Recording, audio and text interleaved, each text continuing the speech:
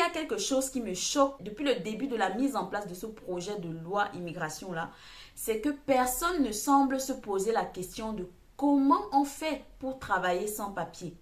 Parce qu'en réalité, quand on dit travailler sans papier, tu es d'accord avec moi. En France, tu ne peux pas te présenter devant un employeur et lui dire je n'ai pas les papiers, je veux travailler. Il ne va jamais t'embaucher comme ça. Donc, quand on dit travailler sans papier, indirectement, hello, hello, j'espère que tu vas bien. Alors aujourd'hui, dans cette vidéo, on va parler de la nouvelle loi immigration en France. Comme tu le sais certainement, depuis peu de temps, la France a mis en place un projet de loi immigration dont l'objectif était de contrôler l'immigration et d'améliorer l'intégration des étrangers en France. Alors ce projet de loi immigration-là avait plusieurs aspects, plusieurs volets, mais aujourd'hui dans cette vidéo particulièrement, nous allons nous concentrer sur le volet régularisation des travailleurs sans papier. Alors que dit la loi à ce sujet ?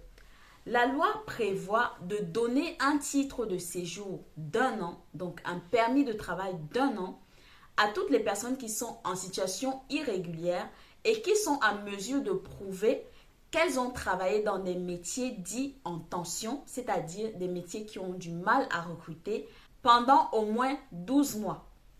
Et en plus de cela, ces personnes-là doivent être en mesure de prouver qu'elles ont résidé au moins 3 ans sur le territoire français.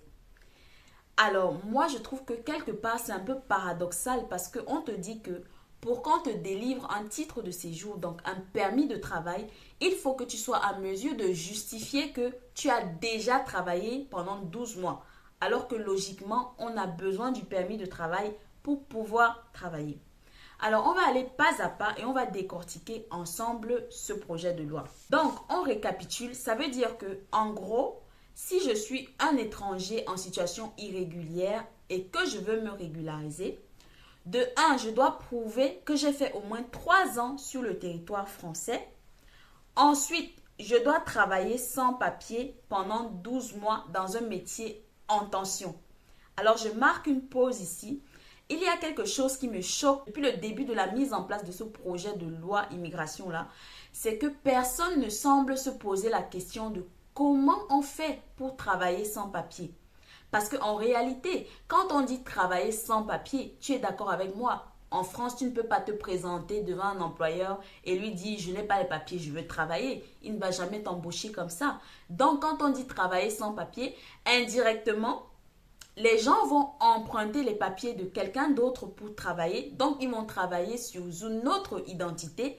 Ou alors, il y en a qui vont aller plus loin et qui vont aller faire des faux papiers pour pouvoir travailler. Je trouve que c'est un gros problème sur lequel on devrait s'arrêter pour essayer de trouver des solutions. Parce que quand le gouvernement nous dit d'aller travailler alors que nous sommes en situation irrégulière, c'est comme si indirectement le gouvernement nous disait allez prendre les papiers des autres pour travailler. On ferme cette parenthèse, on s'arrête maintenant sur le fait qu'on doit avoir travaillé dans un métier dit en tension. Et on le sait, aujourd'hui, la plupart des métiers en tension sont exercés par des travailleurs en situation irrégulière. Pourquoi? Simplement parce que la plupart de ces métiers-là, ce sont des métiers très physiques. Ce sont des métiers où il y a de très mauvaises conditions de travail et ce sont des métiers qui sont surtout très mal rémunérés. Donc, ce qui explique pourquoi beaucoup de Français ne veulent pas exercer ce genre de métier-là. Et finalement, les personnes en situation irrégulière, les personnes sans papier, se retrouvent un peu obligées, entre guillemets, d'accepter de faire ces métiers-là parce que forcément, il faut bien qu'ils mangent, il faut bien qu'ils prennent soin d'eux. Donc, après avoir fait tout ce parcours du combattant-là, on te dit que tu vas aller introduire ta demande auprès du préfet et le préfet va analyser au cas par cas les demandes et il va dire si oui ou non il délivre un titre de séjour d'1 an. Je ne sais pas si vous voyez un peu. Ça veut dire que quelque part, il y a la possibilité qu'on te donne un refus. Il y a la possibilité que tu aies fait tout ça et que le préfet refuse de te donner un titre de séjour. Je ne sais pas si vous voyez un peu. Donc, il n'y a rien de garanti en fait. Non seulement ça, mais pour couronner la boucle, la cerise sur le gâteau vraiment, qui moi m'a choqué mais de ouf, c'est que dans ce même projet de loi immigration là, il y a un volet qui dit que les sanctions pour les entreprises qui embauchent des personnes en situation irrégulière seront durcies. Donc, ça veut dire qu'en gros, moi, je suis sans papier, je vais aller emprunter les papiers de quelqu'un d'autre pour travailler pendant 12 mois, mais je dois être conscient que l'entreprise pour laquelle je suis en train d'aller travailler risque de refuser parce que les sanctions ont été durcies. Et donc, cette entreprise-là, si elle est au courant que je suis une personne en situation irrégulière, forcément, il n'y a personne qui a envie de se mettre en danger, en fait. Puisque les sanctions vont être plus sévères, pourquoi est-ce que cette entreprise-là va accepter de m'embaucher si elle est au courant que je suis en situation irrégulière?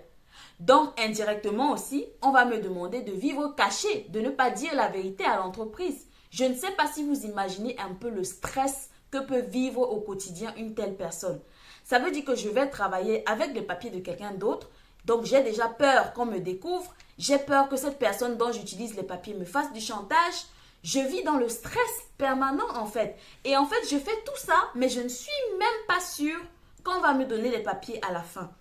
Et parmi ces travailleurs sans papier-là, soyons un peu humains, s'il vous plaît. Parmi ces travailleurs sans papier-là, il y a des personnes qui sont des pères de famille. Il y a des mamans, il y a même des mamans célibataires. Ça veut dire qu'elles ont des bouches à nourrir, elles ont des personnes, des charges derrière elles.